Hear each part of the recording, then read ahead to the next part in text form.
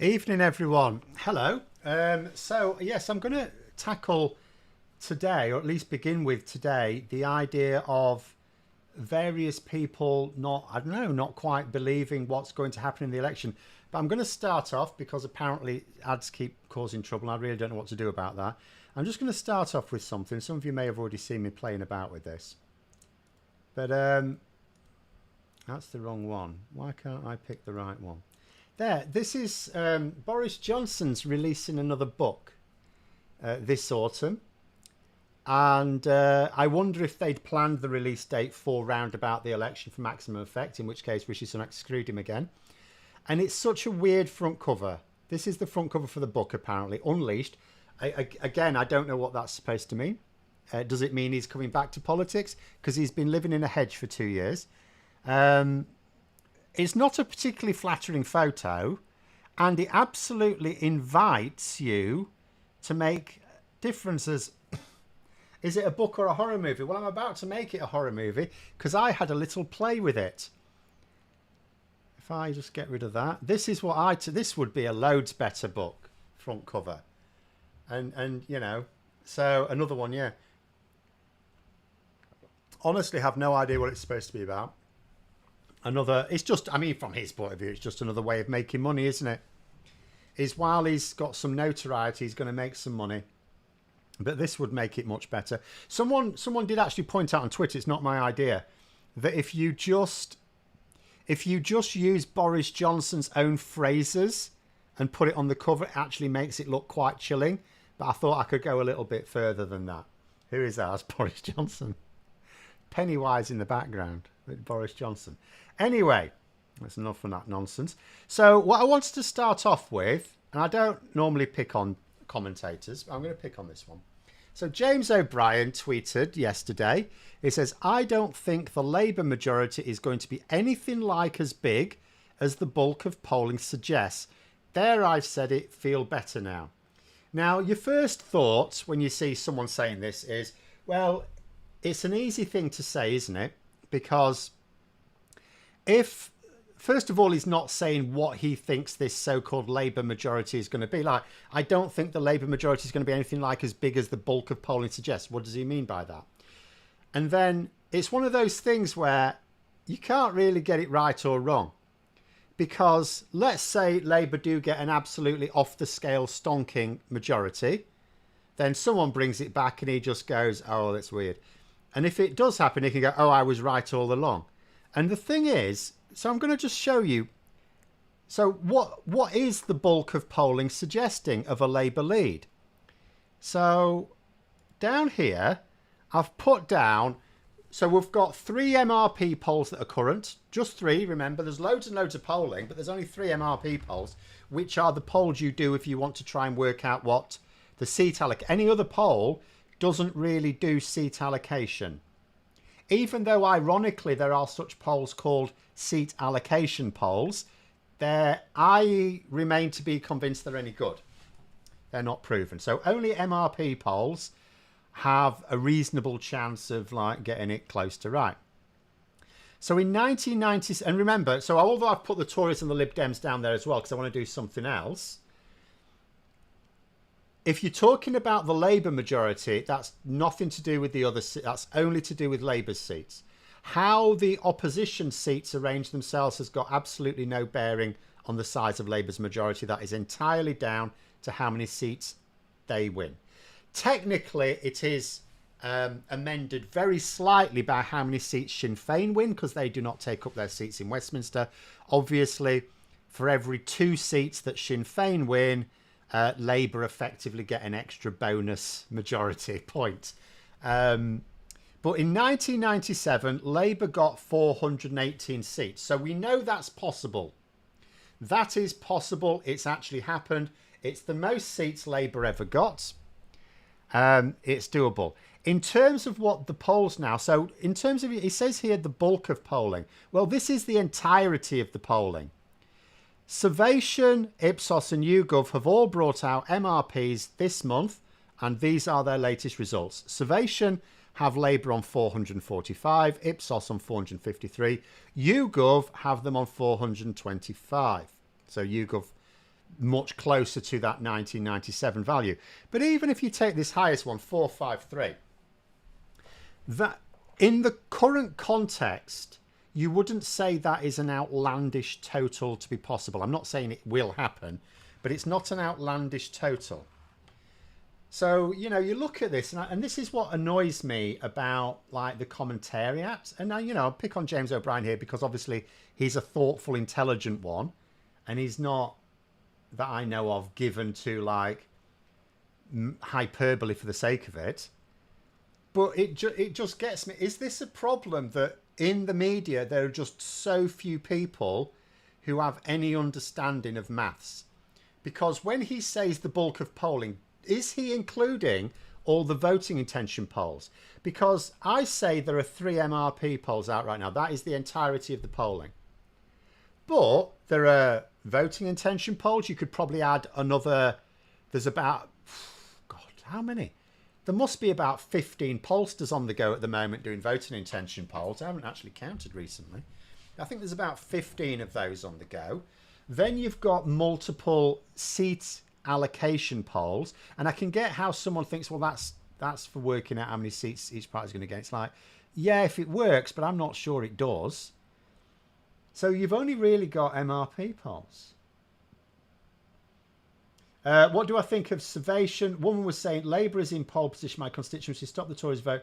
Say Tory and Lib Dem are neck and neck. Is Salvation trying to split the vote? So no. So okay.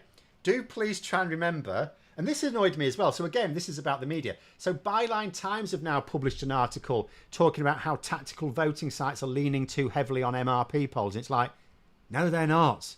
They're really not. And you've just come up with a really good example of how they're not. MRP polls are really good for what they are, but for tactical voting purposes, they're part of the puzzle, but they can't be the whole thing. And that is because it cannot take into account, for example, local issues. For example, there are seats where MRP polls suggest that, and I gave the example, I did a video on it recently. So Progressive Party 1 and Progressive Party 2, right? Let's say they're fairly close to each other, but Progressive Party 1 is 2 or 3 points ahead of Progressive Party 2 and behind the Conservatives. So you think, so the MRP would tilt you towards Progressive Party 1. But let's say you know that Progressive Party 1 is really competitive in that general area, but they're not that bothered. They're not going to chase after that seat because they're too far behind.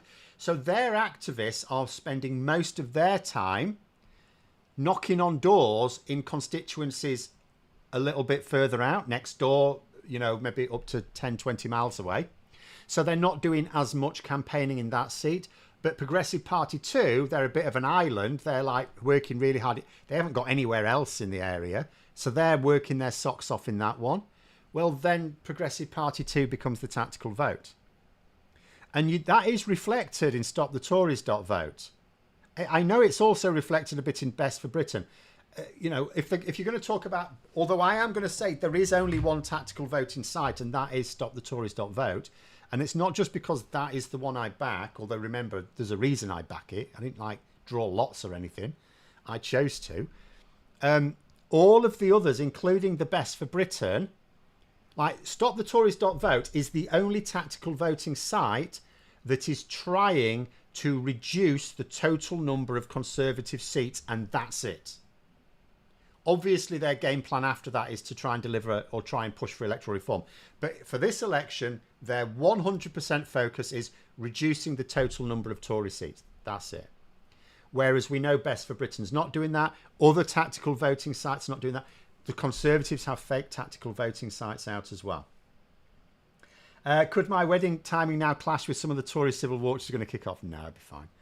It'll be fine. It's holiday. Like that last week in August, people are on holiday. I don't think anything's going to kick off then. Although, interestingly, I say it's holiday. Parliament may be in session then. So from that point of view, remember Keir Starmer has said he's going to cancel most of summer for MPs. I'm pretty sure that's right. So that's interesting. Is Mr. Frotash going to win Clacton? I hope not. But if we're going to be honest, the polls would suggest he's most likely. But again, he's such a weird vector in all of this. I don't There will be people on the ground in Clacton who are doing lots of canvassing.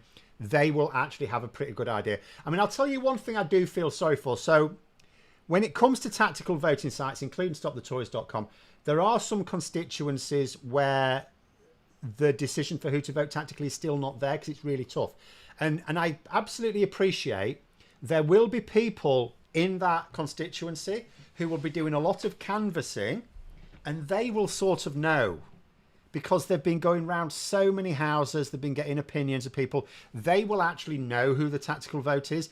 The problem is that the people running stopthetories.vote can't just take their word for it, because remember, they've done this before, and you'll get people saying, oh, we're the tactical vote, you should put us down. They get all sorts of people belly aching about their decisions. And I've saved a couple up so that I can check them after the results come out.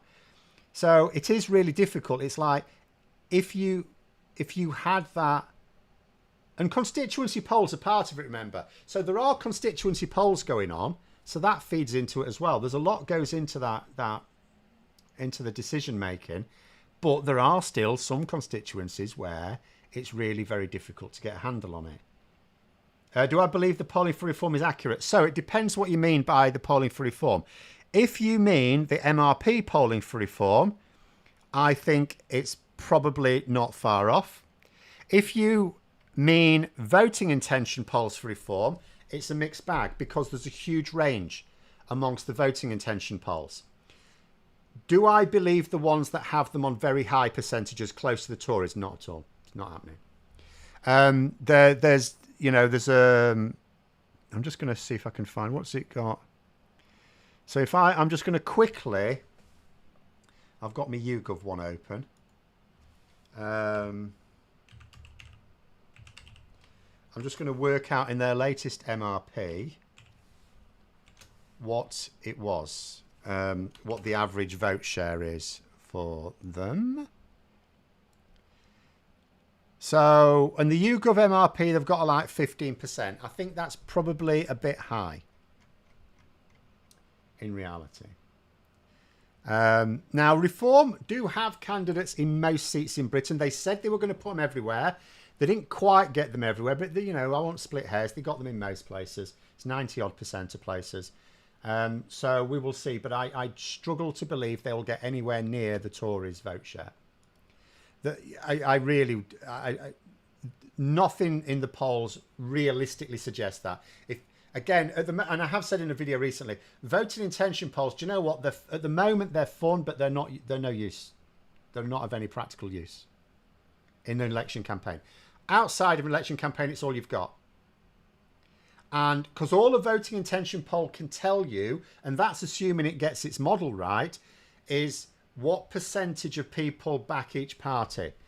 Well, in a first past the post general election, that's not that useful.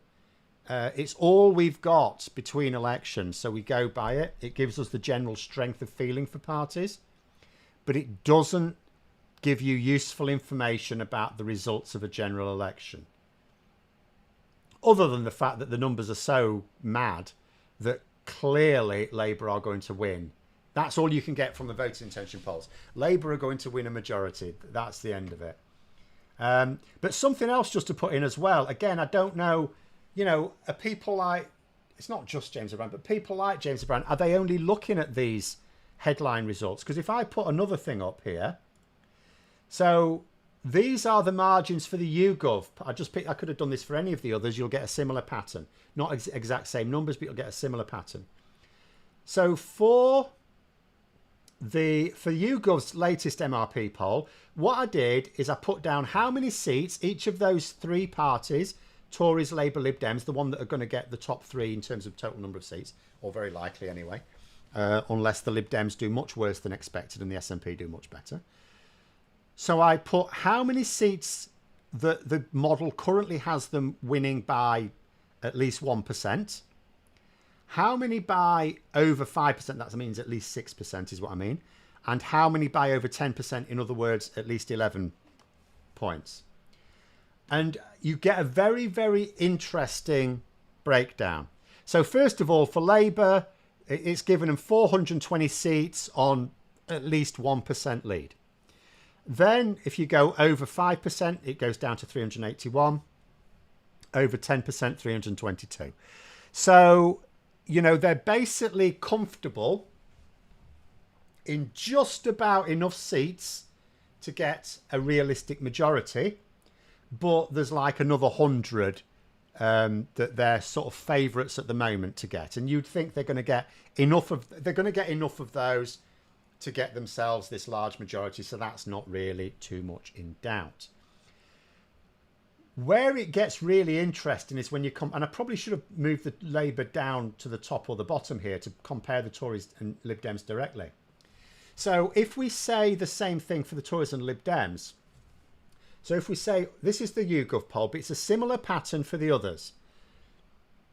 For those for which they're going to get at least 1% lead in the model, 101 Tory seats, 66 Lib Dem seats. However, once you go over 5%, you say, okay, so which ones, how many seats have they got a margin of over 5%? Because 5% is within the margin for error. So how many are beyond that margin for error? Tories drop down to 60, but the Lib Dems only drop down to 54. So you look at the ones where the model's allocating it, and it's like 101 Tories to 66 Lib Dems. That's a big gap. The Tories are comfortably ahead. As soon as you say, let's get rid of this 5% error, where are we left now? All of us, Tories on 60, Lib Dems on 54. Well, that's not very far away. Then you look at all the seats where it looks comfortable for them. So where the model is giving them over 10%. And for the Tories, it's only 29 seats, but the Lib Dems 45. So this model is saying the Lib Dems have more safe seats that they really should win, than the Tories, and significantly more. And this is what, you know, even Labour at the moment are saying, and this is why they're right not to be complacent. The vote at the moment is they're calling it volatile, and that's probably a good word. There are a lot of seats, more than I think I've ever experienced in my life, including 1997 maybe, but polling was not as sharp then. But certainly if we talk about, since polling's been really good probably in the last 10 years, since polling has moved on, I've never known anything like this. There are a massive number of seats that are just, it's fine margins who's going to take them according to the MRP models. But anyway, do I know how the BBC does exit polls and how they're so accurate? So, actually, do you know what? Let me just, where have I got something that might be of interest to you? Should have put this one up, actually. Exit polls are very good. I'm going to show you something. Old Dylan Difford's been at it. I will just remember, I will be putting it up well in advance. But I will be doing a stream. I'll be doing two special live streams round about the election. The first one will be after the polls close. So I'm going to, as the exit polls come out, we can have a live stream on those. So that'll be on the Thursday evening. And I'll also do on the following morning when we should have most of the results through. It'll probably coincide with Keir Starmer becoming Prime Minister. So let me just... So Dylan Difford did a nice little thing. He's really good. There's a few really lovely...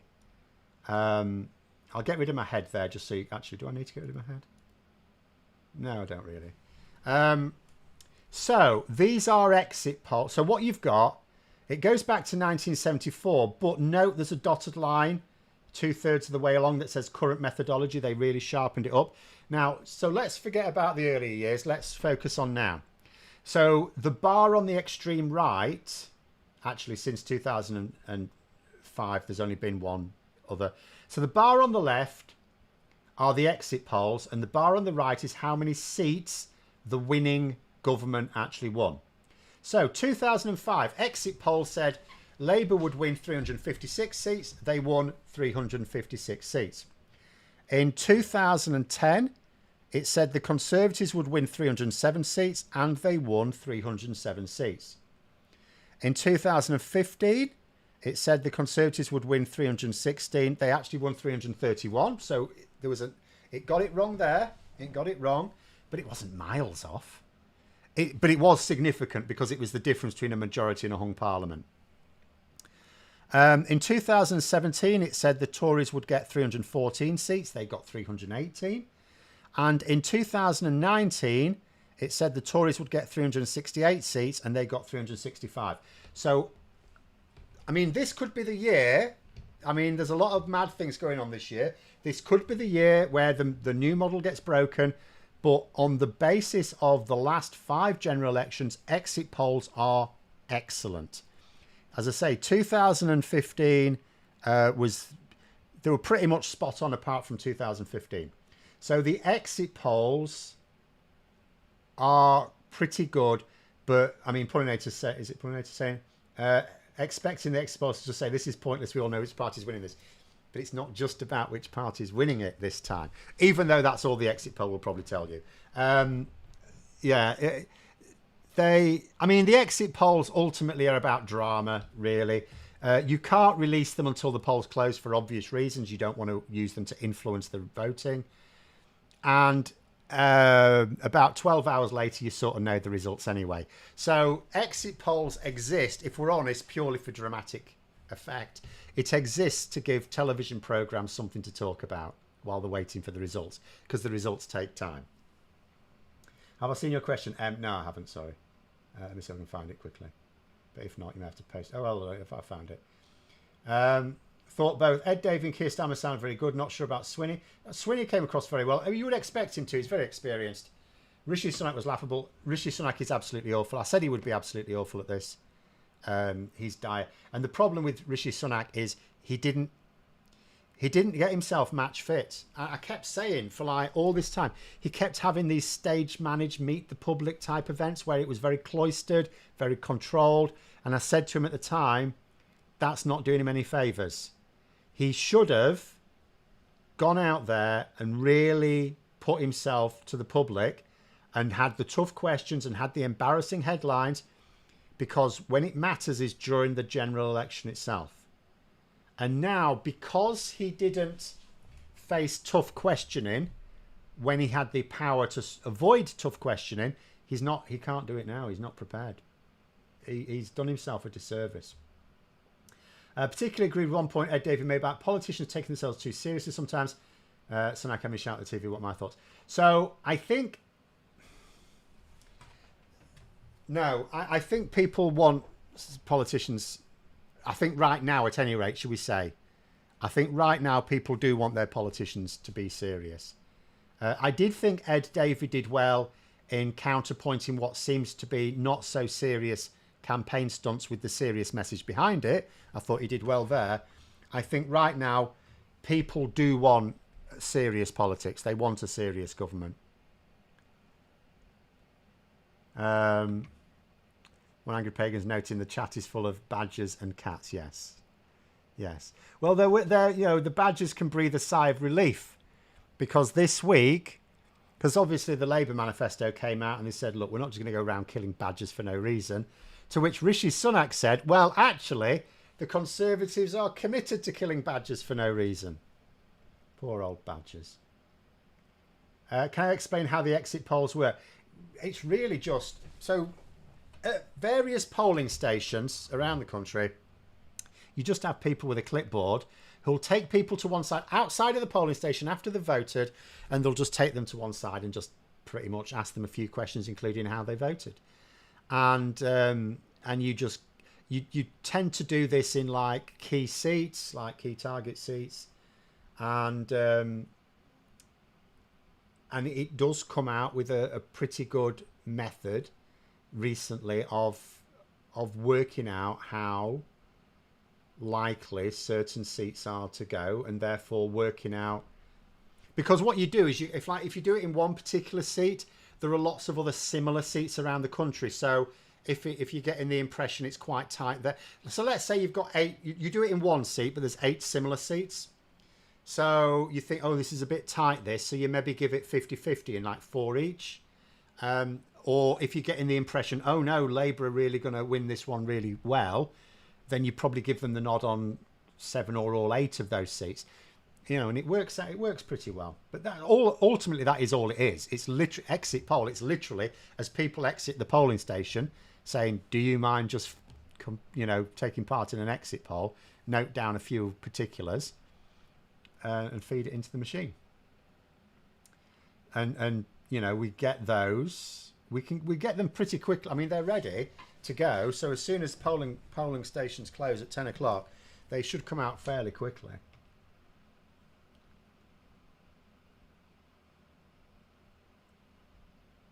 30-minute stream from polling close to cover exit polls. Well, we'll see how long it goes. I'm thinking it might need to be an hour stream. We will see. Because it depends on what it is. Because in terms of what you could realistically talk about the exit polls, it is... So part of it will come down to the scale of this Labour win. And part of it will also be... Because even though, what more ultimately matters in most general elections is the size of the majority, if indeed there is a majority...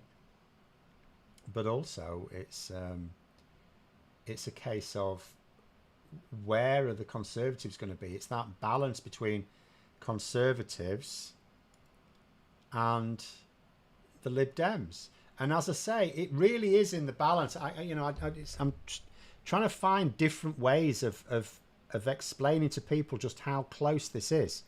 How, we're looking at a situation, and it might happen, where turnout is a bit suppressed because people think the result is a foregone conclusion, the result being Labour government. But it's like, it's not about... It is about a Labour government, obviously, but right now it's not. It's about a Liberal Democrat opposition. And I just wish I could get this sort of message to more people. You look at these MRP polls and it... So what we're saying is, on the balance of probability, the Conservatives are going to lead the opposition. But it does not take much extra impetus to flip that right around. I mean, you go, Tories got 29 safe seats. If we say over 10% is safe-ish at this point, 2 weeks out, probably over 10% is fairly safe. Admittedly, when was the poll published? You're probably talking about 2.5 to 3 weeks when the fieldwork for this was completed. So about halfway through the campaign, a bit over halfway through the campaign, the Tories have 29 fairly safe seats. The Lib Dems have 45 fairly safe seats. So you just need to nudge the seats that aren't safe towards the Lib Dems and obviously in some cases Labour, just away from the Tories is what I'm saying. And you've got your Lib Dem opposition. It's just, at the moment, the polls are not saying this is going to happen. Because at the moment that nudge isn't there. It's not quite big enough. Anyway, I thought someone asked a question somewhere. Strange question. If 3 Tory cabinet ministers you could choose to win to see them suffer on the opposition benches, who would I choose? Sunak, Morgan, one other for me. No, Sunak, they'll just go. I mean, Rees-Mogg won't. He'll stay. Sunak will just go. No one believes he's going to stay for the Parliament. No one sees him as a Ted Heath. He's not staying. In fact, do you know what? It wouldn't... I actually joked about it, but I'm not even sure I'm only half joking. Like, it wouldn't surprise me if he actually if he's going to lose anyway, if he just wants to lose his seat, because it makes it easy. If he loses his seat, resign straight away, caretaker, leader of the Tory party, there's nothing to stop him. He doesn't have to hang on for the leadership contest. He doesn't have to anyway. But then there's like no excuse for him to hang on. He can just bugger off to California if that's what he wants to do. I don't know whether that is what he wants to do straight away. But if he does, that's what he needs. You can do that. So that might explain why he pissed off the military in more than one way. It wasn't just about D-Day. Remember, this national service idea is also annoying the military. So he's annoyed the military when he's an MP in a military town. It's mad.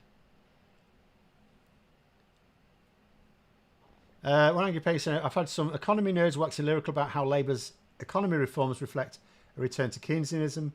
How does this square with committing to the current Tory public spending cuts? They're not committed to any of the Tory spending cuts. They've said the reverse. It is true that a strict reading of their manifesto, you can't necessarily see where all the investment is coming. You can see where all the investment promised is coming from, but the amount of investment promised is not that much. But what I will say is this.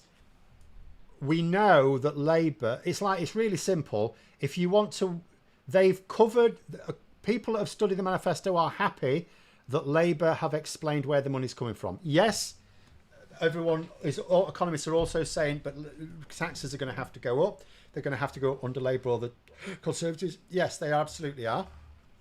But we also know Labour have not ruled out various tax rises. Like the Tories are going mad about capital gains tax. Labour are making no efforts to say they're not going to raise it. The nearest they've come is to say we don't need to raise capital gains tax in order to pay for our spending commitments, which is true. But it's also true to say they want to do more than they're committing to. I mean, I read a little interview. Do you know, I hate these interviews. It was in the Financial Times. I started to read the one in the Guardian, but it was just boring. There's one in the Financial Times, and it's like, do you know, you get these interviews of like, and half the interview is talking about what they had for dinner. So Keir Starmer had like this vegan breakfast, and the interviewer had a fish finger sandwich. I don't need to know that. I don't need to. Anyway, it doesn't matter. There were some interesting things in the interview, including the fact that Keir Starmer was again saying, you know, we've got these commitments, but we're doing more. He's just not saying what they're up to because they didn't want to fall into Tory traps. And I'll tell you something interesting. So there's a lot of people, understandably, who are going, and because Labour are feeding this, Labour are absolutely feeding this, and they're saying, look, the economy's knackered. It's going to be the toughest economic situation any incoming government's ever faced in modern times, at least, probably ever, certainly in modern times. And, you know, you can't expect too much. And they're pushing that message. But I'll tell you something interesting, because lots of people will say, but they can't afford, there has to be surely for the next election some noticeable improvements. Absolutely. And this interviewer said to Keir Starmer, you know, given the situation and given all this, are things still going to be a bit crap in 5 years' time? And he said they're not. He says they're going to be much better. So Labour, again, it's this idea they've under-promised and over-delivered. They've been quite open about that. So everything in the manifesto is not everything they're planning on doing. It's just everything they're saying they're planning on doing. Which you could argue is a little bit dishonest. But again, you know, that's the nature of politics, isn't it? I'd rather they were dishonest and delivered more than dishonest and delivered less. In theory, Labour have enough seats to let some go to the Lib Dems. How would you turn to loyal candidates? Sorry, mate, you've got to let you go. Yeah, obviously, and lots of people have joked about this. It's not going to happen, obviously. No. Do you know what? I'm not even sure how many Labour MPs really care who their opposition is. I think they should, but I'm not sure how many do. But yeah, I don't think they're going to say to some Labour MPs, look, you haven't been in the party for very long, have you? How do you fancy going to the Lib Dems? I don't think there was that. Please note there were a number of comments about ads interrupting my live stream. Right, sorry about that. I keep trying to... Something's obviously changed recently. And it's annoying because I set it so that they should only come on when it's not live. Next time I have my meeting with my YouTube person, I have to ask if there's some setting. Obviously, there may not be because YouTube want ads. It's how they make money, I'm afraid. Labour should increase corporation tax, not income tax. So corporation tax, I think, is one of the ones they've ruled out increasing. In actual fact, because that was a genuine issue. I mean, they're not going to increase income tax either, by the way. The taxes they've promised not to increase, I might have to double check, but correct me if I'm wrong, someone. So you've got income tax, VAT, national insurance, and corporation tax. Now, because the Tories are making up all sorts of tax policies for them. On the subject of inheritance tax, because they were trying to say, oh, they're gonna get rid of the tax break on farms, and Labour have had to say, no, we're not. They do have a policy on inheritance tax in that you won't be able to get out of it with offshore trusts, which is fine, because that's like sending your money outside of the country to get out of paying UK taxes. I'm all over that, and Labour are all over that. But I think those are the only four. that they've ruled out increasing. Because corporation tax is actually sort of okay anyway. There was a suggestion that the Tories would reduce corporate, but remember, when Labour were last talking about putting corporation tax up, the Tories have already done that. So Labour don't need to put corporation tax up because it's already gone up. The Tories put it up for us. So I don't think we need to put that up anymore anyway. Why is the media pushing the next general election being 2029? Would have thought 2028 with the smart rush because of the risk of the last year case. Yeah, well, because that's when it has to take place. Yes, political wisdom is you go to the polls after 4 years if you're looking good, because who knows what happens in the last year. It could go badly wrong. So, yeah, it's you would expect the election to be spring 2028. But, of course, the media, to be fair, they do have to talk about it as if it's going to take 5 years because that's when it would happen. Basically, our elections are supposed to take place 5 years apart. It's just that almost all the time, if not actually all the time, the government decides to call it slightly early. In this case, actually significantly earlier than it had to, technically. M saying, keep getting ads at the streams beginning. Well, that's why I did the Boris Johnson book at the beginning, to try and take account of that. But I still want to try and get to the bottom of it. I'm sure it used to be better. Should Labour do I just saw that. Should Labour do a Gaddafi? I can't see where this is going that's in any way going to get an answer right. Nationalise the oil companies. They're getting loads of cash, but the opposition might not be too pleased. So, I mean, how can you? Oil companies, they're multinationals, they're huge. You can't afford to. They're richer than the country. So, no, you can't. And I'm not in favour of stealing national... obviously we're going to have a government run by a lawyer who also... I know we've had that before, but run by one who seems to have respect for the rules. I don't think he's going to turn into a pirate, and I don't think I want him to. It's a bit like, that film with Thomas More talking about give the devil himself benefit of law, and it's actually really important saying that. The law, you can't just break the law because you think it's in the interests of justice, because then where are the laws when they're needed for justice? Whatever, we know Labour will start changes straight away, but it will take a huge effort and much time, like turn a tank around. There is that. At the same time, there are things they can do straight away, and there are things they are doing straight away. So I was trying to find the bloody manifesto. There it is. In fact, if I go through, let me just go through, as you've just brought it up, the immediate ones, because the word immediate is used a few times.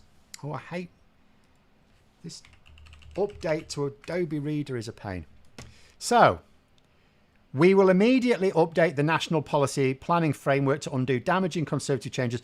Basically, one of the first things, because remember, it's like, it's all right saying that Keir Starmer's going to cancel a lot of summer, so MPs are going to get straight into it. What are they going to do? What's their priority? So we know some legislation for the New Deal is coming quite quickly. That's the Workers' New Deal. But in terms of other things, national policy planning framework. So they want to get started on the house building right away. Next use of the word immediate. This isn't necessarily one they're putting straight away, but they could put this in quite quickly. This is about, we'll tackle the backlog of access to work claims and give disabled people the confidence to start working without the fear of immediate benefit reassessment.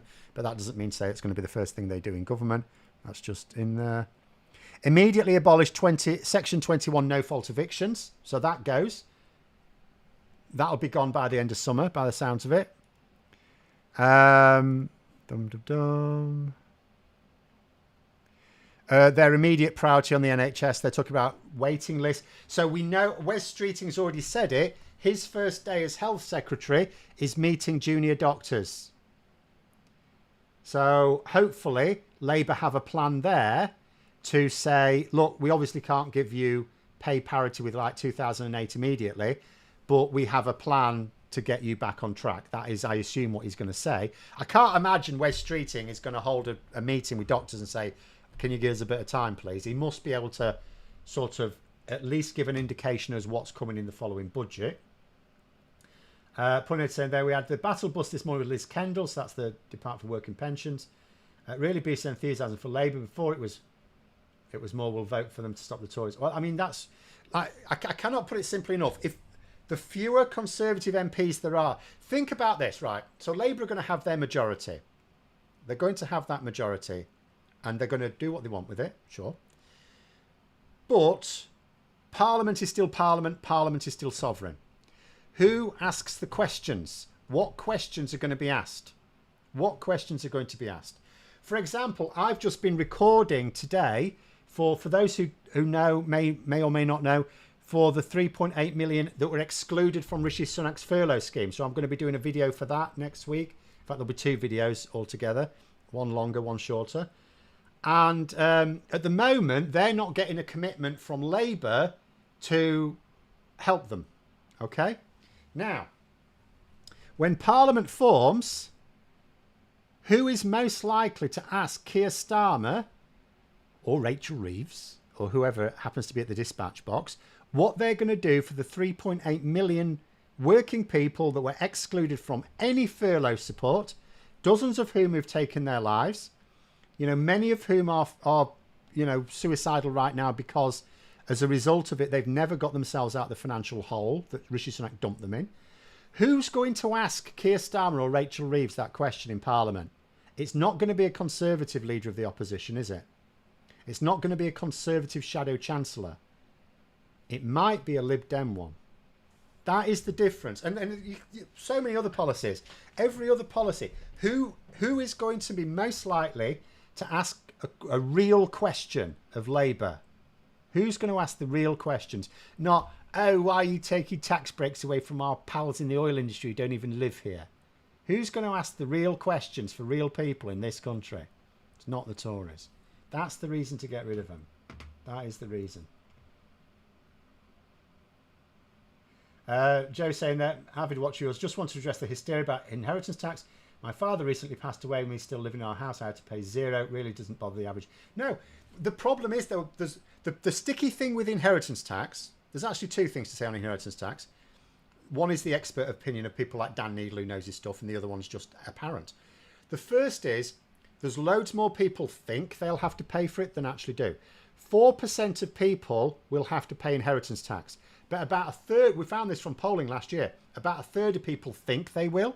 So you've got this. So that's why Labour can't talk about inheritance tax much, because there's loads of people who think they're in the frame for it. And if Labour are going to monkey about with it, that means more taxes for them, right?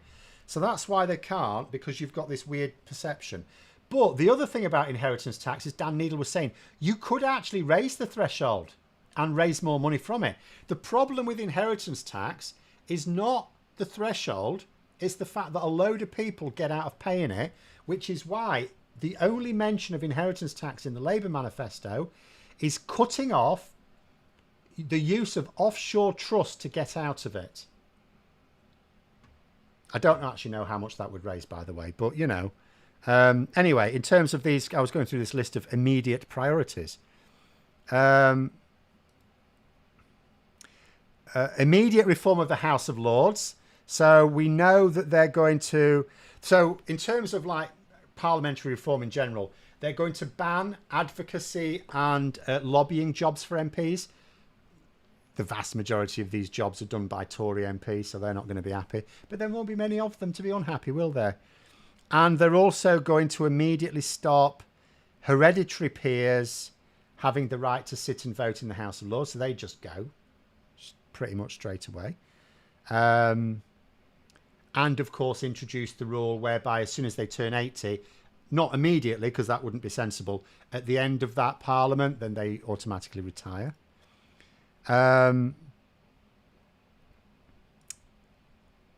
Yes. So those are the ones that sounds like their summer work to me. And then there's a whole load of things that they can do that they don't need Parliament for. There's like just government, like one of my big things to watch out for. One of the things I will be watching out for over summer is the Department for Work and Pensions, because we know that there's a lot of performative cruelty in terms of random sanctions on the DWP. Labour could basically stop that with government, as far as I know, with government guidance. I don't think they need to legislate for that.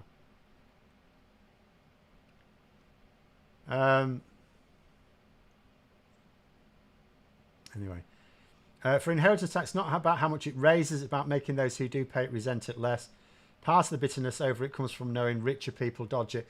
I mean, indeed, well, any form of taxation is a much, like in this country, we're not like in America. In this country, we really don't mind taxation as long as, two things, as you say, one, it's fair. It's not fair. Like what happened when Keir Starmer and Rishi Sunak published their tax returns, and people noted that Rishi Sunak, who makes millions a year, has paid a lower rate of tax than a nurse. So that's unfair. That is unfair. So yeah, it does grind with people if they... But in this country, we really don't mind taxes in return for good quality public services. In fact, polling suggests even a lot of Conservative voters would accept tax right. This is why the Tories' tax thing is having only limited cut through. They'd rather the taxes went up if we got better quality public services. Will Labour do anything about tax havens? Yes. I'm one of... Well, depends what you mean by do about tax havens. I don't know that they'll necessarily scrap them. But one of their big things is dealing with tax avoidance as well as tax evasion. So they're going to increase the number of tax inspectors. So that's how you deal with going after tax evasion. But they're also going to close off a lot of tax break loopholes. So you would imagine quite a few tax avoidance schemes. I mean, they mentioned the one about inheritance tax. Let's see if I can find another one. Hold on.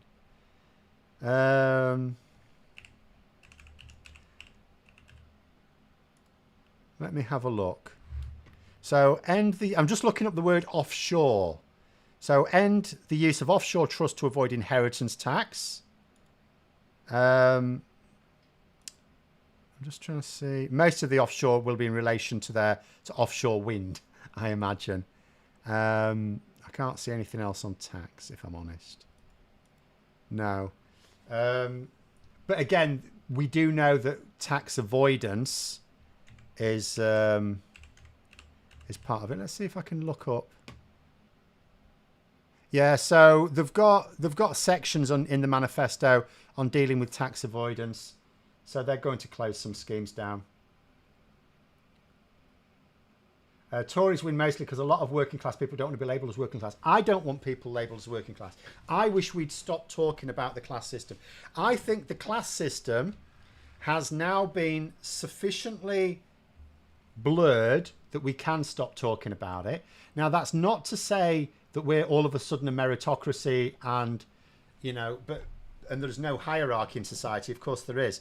But I do wish people would stop talking about the class system, because we have at both ends, you have people at the bottom end who they take this pride in being working. Well, I'm working class. It's like reverse snobbery. You're proud of the fact you have barriers placed in front of you and your children. Now, there's nothing to be proud of. And then you've got the upper class who are proud of being the ruling class. Well, of course they are. They're the bloody ruling class. And then you've got people in the middle. I mean, what's the consequence of this class system? People in the middle inevitably want to move upwards. So, of course, you end up with the working classes abandoned. It's a self-fulfilling prophecy. I just wish we would stop talking about it and start talking about barriers. Just start talking about barriers. What barriers exist? Don't talk about it as if the working classes are a thing and should always be a thing, because it's not quite true. Like on my dad's side, so his dad was a miner. My dad became a British Rail engineer, and then he ended up getting his own business. And then I was the first person in my family to go to university, and I ended up obviously not doing any manual work. I became a teacher, and now I'm an internet gobshite. So you can get through, and my dad's mum and dad were very poor. So you can do it. I just wish we wouldn't keep people down with this. And the talk, I think, does it. Instead of talking about the class system as if it should always be this thing, talk about barriers that are in people's way and get rid of them, because they shouldn't be there. I think when you talk about the class system, you talk about a natural order of things, which is exactly what the Tories want. The Tories love the fact that working class people are proud of being working class. It's brilliant. It's classic divide and rule. The Tories invented the working classes, for Christ's sake. Anyway, I've read about as much as £11 trillion in offshore accounts. What's the truth in it? So I couldn't possibly comment on numbers. But what I would say is this. There's a hideous amount of money in the form of like corporate and other wealthy tax breaks that just goes on the pile. And what pile is it going to go on? Of course, it's going to go offshore, because then you don't even have to pay tax on it. You know, very wealthy people, like even like they like the Daily Mail. Take the Daily Mail, tries to pretend it's this patriotic paper. The Daily Mail is not a British paper for tax purposes. It's registered offshore. Its owner registered. Everything's registered offshore. You know, it's so I don't know what the specific sum is, but we have a lot of money that it's not even it doesn't like this trickle down doesn't happen. It never happens.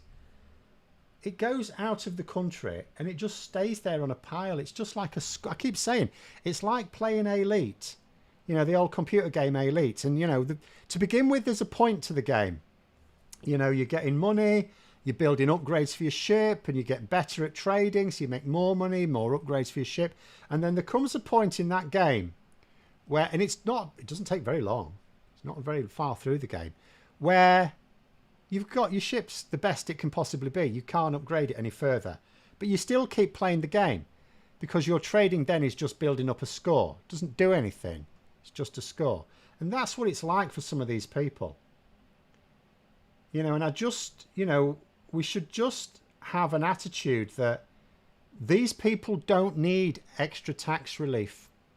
There are some situations where the extra tax relief can genuinely result in investment we might not otherwise get. So I'm not saying tax breaks for corporations are completely beyond the pale, but you must do a calculation. It must work out that the Treasury will make more money than it has to get a return on its investment, because a tax break has to be seen as an investment from the Treasury.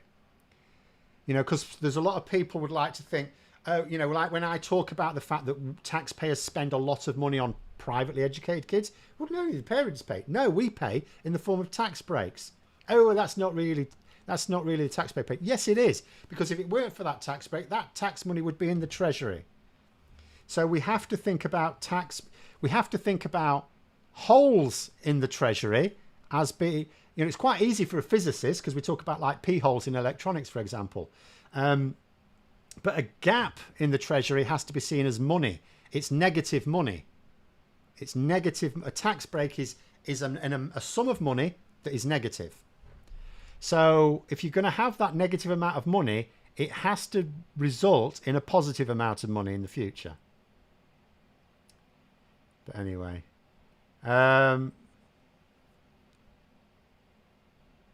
if the working class are called working class, shouldn't the upper class be called the non-working class? You know, honestly, I really get. I just wish we would just stop it, and I wish we would just focus on what are the barriers these people are facing to doing whatever they're. Because people have talents, natural talents, but they've also got aspirational. They need aspiration. A person is capable of certain professions, and a person has certain professions they're interested in. Where the Venn diagram crosses over, those should be the professions we're getting them ready for. If there are any barriers that stop them getting into that crossover in the Venn diagram, that is the failure. You know, talk about the class system is talk about the fact that those barriers are immutable, but they're not. Because lots of us in this chat, me certainly, will have experienced in my case, over the course of 2 generations, social mobility. You know, I mean, Keir Starmer, you may not know this. He keeps it very quiet. Do you know, his dad was a toolmaker and his mum was a nurse. And yet he's now, a knight of the realm, but more than that, he went to the top of his field and a competitive field of law. So he broke it as well. Lots of people have broken these barriers, but there is still in place for so many other people. Because if we're honest, the reason why many of us were able to break these barriers was a little bit of luck. People will say it's hard work and positive attitude, and that has to be part of it, but there's also a bit of luck involved as well. If I were born a couple of streets away, I may not have had the same opportunities that I did have, or if I was in the next town or something. So there's a bit of luck there as well. And so everyone in my family's gone to university. My parents have been teachers most of their working lives, thinking of themselves as middle class. Well, but again, I just hate the whole class system, because it's a way of saying to people, this: you were born to occupy this position in life, in society. No. You were born. What you do with your life should then be up to you. And the state should help you. The state should let you... Everyone should have aspirations. Because I've been a teacher for 20 years, and I have seen kids, perfectly bright kids, perfectly inquisitive kids, but have this attitude that they're limited in what they can do just because of their background, just because of their family. The fact that their parents feel like this means that they feel like this. And it's absolutely tragic. Tragic. But anyway. Social mobility is something else the terrorists desperately opposed to. Yes, because they want to prioritise their own kids. Do you know when more people started going to universities, like 100 years ago now, the worry of the upper classes was that they'd end up getting qualifications and beating their own kids to the jobs. Which is why, of course, you ended up with a load of courses like Oxford. Like, remember, Boris Johnson, the course Boris Johnson did at university, there's no exams for it. He didn't do a qualification. He's got a degree, but he didn't sit any exams for it. There's no assessment. Your tutor just went, "Oh, your dad's rich. Yeah, have a degree." That's what he's. And those, I don't know whether those courses still exist. It may be that they don't now, that they have to do a little bit. But for a lot of the time, getting an Oxford degree, and that's not to say that Oxford actually secretly a really crap university. No, they're a really good university. The people who have to work for their degrees have to work for them, and they have to be bright. But there's always been this little back door for people who are well connected, who can just swan in, spend their time like drinking and womanizing like Johnson did, and come out with a degree. A math teacher at your school was Mr. Venn. No way. No way. You're joking me. Although ironically, I don't think you really teach Venn diagrams in schools. Tends to be. Did I see Ed Davey lost his mum and dad at early ages, were brought up with his grandparents? Yeah, it makes him very human. Lots of things make people human. I mean, how human someone appears depends on how much they're willing to show. Like Keir Starmer is very human.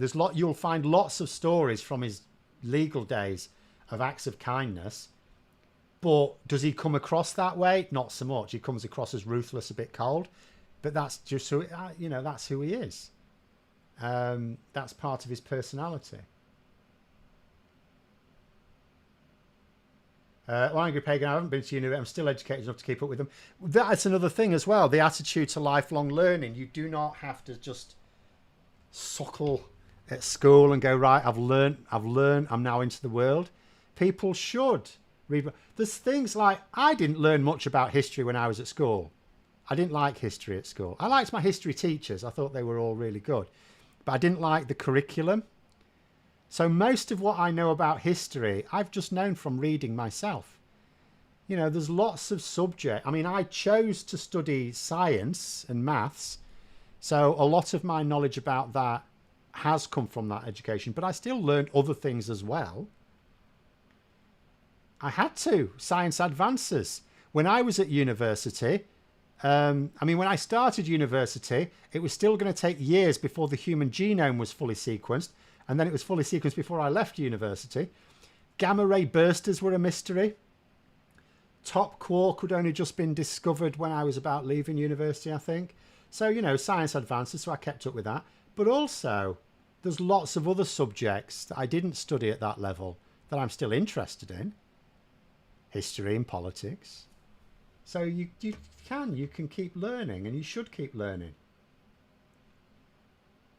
Trouble with sending more kids to universities. Funding, smart kids used to go. Now it's the rich kids, arguably.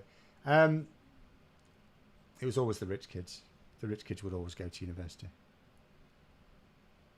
They would either go to university or the priesthood, depending on what sort of family you came from, where you were still studying of a sort. You know, the seminary is still sort of a university. What do I think of Mandelson campaigning Corbyn's seat? Seems to be some animosity between the two. That is putting it mildly. In terms of what I think about Mandelson and Hodges as well, who has, I think, less animosity. What I would say about that is I don't know what's going on in Islington North. What I would say is this. If they're sending people, big names, to campaign in Islington North, Labour are not totally convinced of the win. But I would also say, nor have they given it up as a lost cause. So it sounds to me like, I'm not saying necessarily close, but should we say it sounds to me like both Labour and Corbyn are going to get a big chunk of the vote, and I don't know which way it's going to land. But that's what I would suggest. If Labour had it in the bag, they wouldn't need to be sending Hodges and Mandelson. I mean, the fact that, you know, that they're sending those there, they wouldn't need to. But at the same time, if it was also one they were willing to sacrifice, as, you know, not what we can do about it, I also don't think they would bother. So that's what it sounds to me. It sounds like it's a toughish contest. I did see, again, I will warn about coming back to the idea of polls. I did see a nonsense poll saying that it's Ricky Tomlinson, I think, who was sharing it. Jeremy Corbyn's absolutely going to beast it, going to win. But it was not based on a real poll. It's one of these fake ones. They're all basically anything that's not an MRP poll or a specific constituency poll, the one that's conducted in that constituency, is not going to tell you anything about who wins in a particular constituency, unless it's so obvious. Like some voting intention polls, yeah, will tell you the majority because it's like there's no contest in most seats. Oh god, I've got to do this one now. We're running out of time, but I'll go through the last few. Scott Lowe, long time listener, first time caller. I've never had that. I think the argument in favour of tax breaks for private education is it saves the exchequer the cost of state education for those pupils. No, it doesn't, because we use the money in the state schools. That's not an argument for it. We use the money in the state schools. We would be better using the money in the state schools. It's more efficient. You know, let me just have a quick look. Let me just find something for you. I want to do it really quick. Because you've caught me out.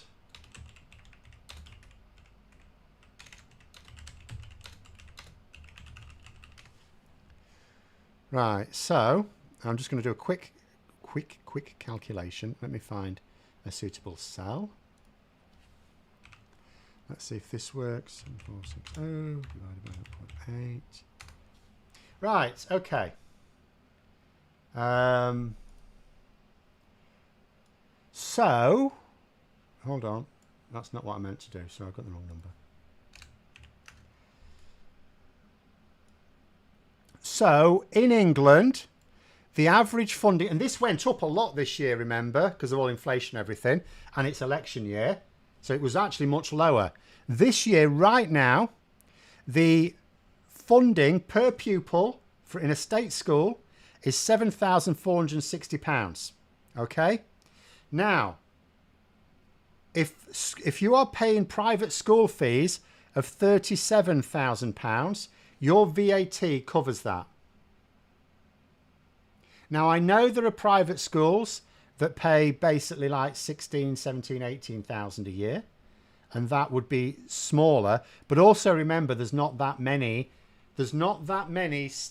privately educated kids are now going to go into state schools. So the amount of money we're raising with VAT far exceeds the extra we'd have to pay for some of them to go into a state school. And if all of them went into a state school, we could actually fund it more efficiently. Because remember another thing, state schools have got the places. This idea about state schools getting full. Mostly that's not true because numbers are falling. The demographics of kids are falling. So there's absolutely no argument at all for this tax break. It's in no way beneficial for anyone in state education. And Labour know this. They know they're making net gains from it. That's why they're able to allocate the money. If it was just going to end up having to be used to state educate privately educated kids, they would just say, well, we're just going to reduce the privately educated population, which would still be a good thing. But they're not. They're saying, no, we're going to spend it on like the breakfast clubs and recruiting 6,500 extra teachers. So they know they can allocate that money because they know full well that there might be some who go, okay, that extra 20% we can't quite stretch to it. We're going to have to put them in a state school. And then they'll find the state school's perfectly good. Because if they're living in an area where they can go to a private, if there's a private school in the area, there's a good state school in the area. But anyway, there we go. We'll have to leave it there. Thanks very much for coming on, everyone. It's getting very hot again. Have a very good evening. And this time next week, we will have finished the last full week of this Tory government. Because there will be less than a week to go to a new one. So this is the start, sort of the last full week of this Conservative government. I shall leave you with that happy thoughts. Have a good night, everyone. Until next time, I'll see you later.